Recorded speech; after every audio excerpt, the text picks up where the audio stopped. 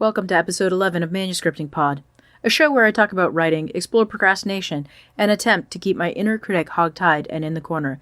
And in this episode, I'm going to talk about my vocal inner critic and how I'm failing at keeping him hogtied and in the corner. This week I've been reading Grit, The Power of Passion and Perseverance by Angela Duckworth. It's a great book about keeping at and keeping up with the things that you want to do and how hard work pays off more so than inspiration, which I think is a lovely book to read right before Nanowrimo. It really goes into the science and delves into a great deal of research about hard work and how it helps you achieve your goals. But I'm not going to go that much into the book because it's outside of the realm of this podcast, but I think everyone should go and read it. It's very good. For today's main topic, I was set to talk about how I'm prepping for Nanowrimo.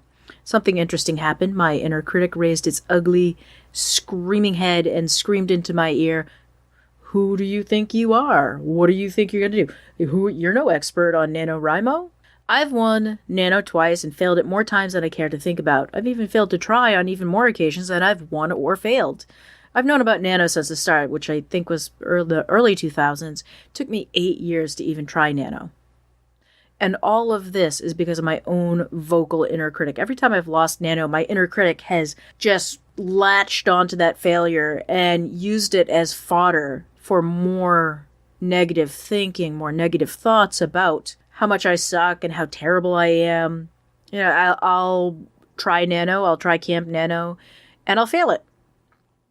And my inner critic will latch onto that, and all of a sudden I realize I suck. I'm terrible. I'm no good.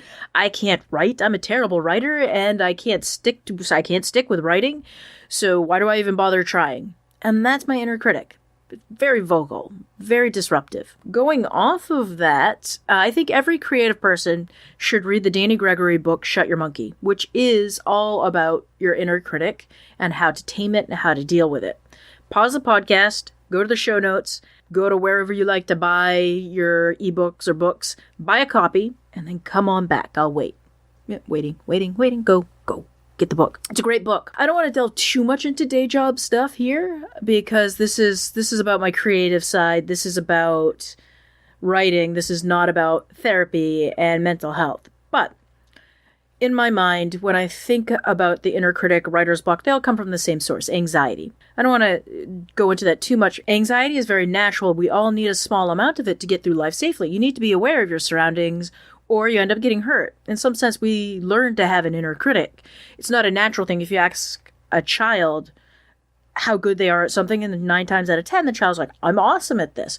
We learn to have an inner critic.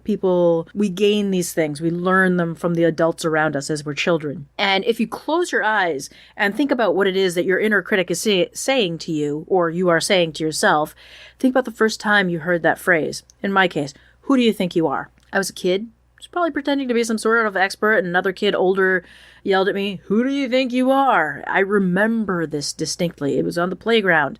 And it's as if my brain pressed record, and now I play that crap back to myself every time I'm presenting or I'm talking about things, even if I am an expert on that subject. Even now, I'm questioning my credentials of discussing anxiety on this podcast. Frankly, I am an expert on anxiety. Not only have I lived with a anxiety disorder for most of my life, I've also spent years getting a graduate degree in mental health. And I don't specialize in anxiety, but it's one of the major presenting problems that most people have. So I spent a lot of time educating myself about anxiety, not only for myself, but also for my clients. I've worked now with folks with anxiety for the last 3 years, more than that, 4 years.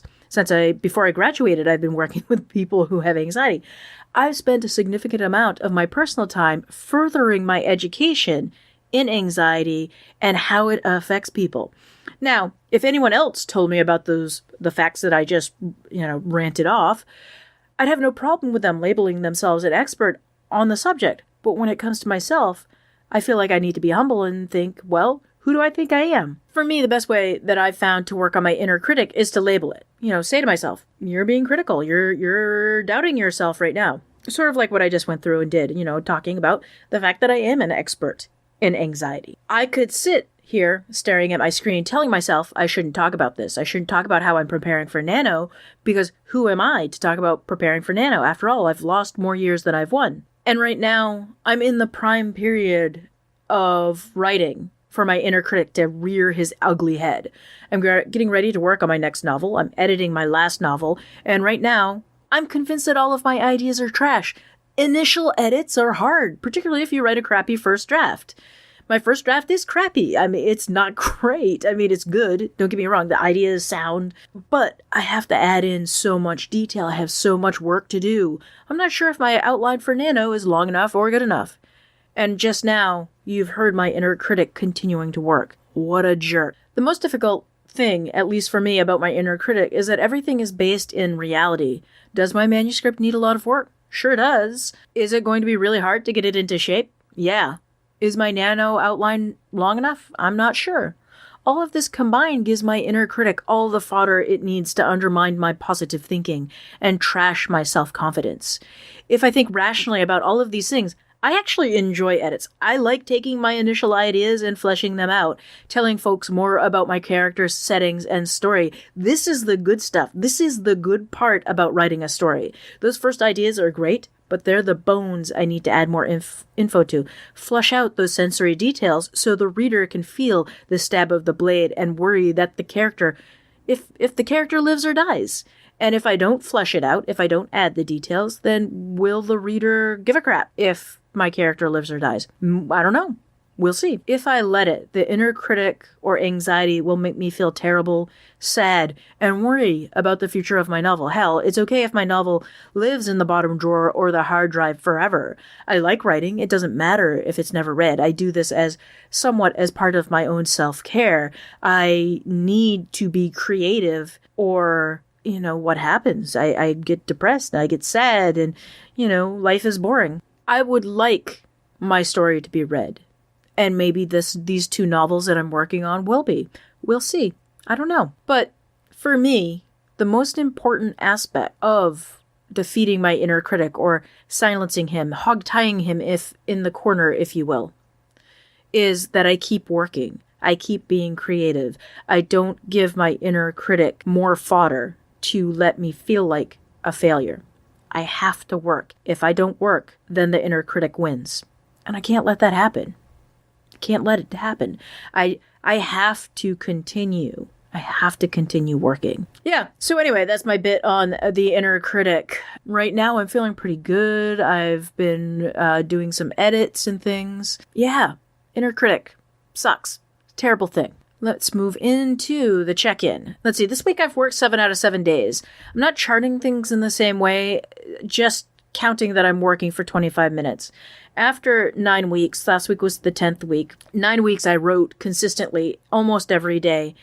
And now all of a sudden, I'm not necessarily writing every day. I'm editing and I'm working on an outline. It just feels really weird to not chart that and plug into my writing tracker the number of words that I've written.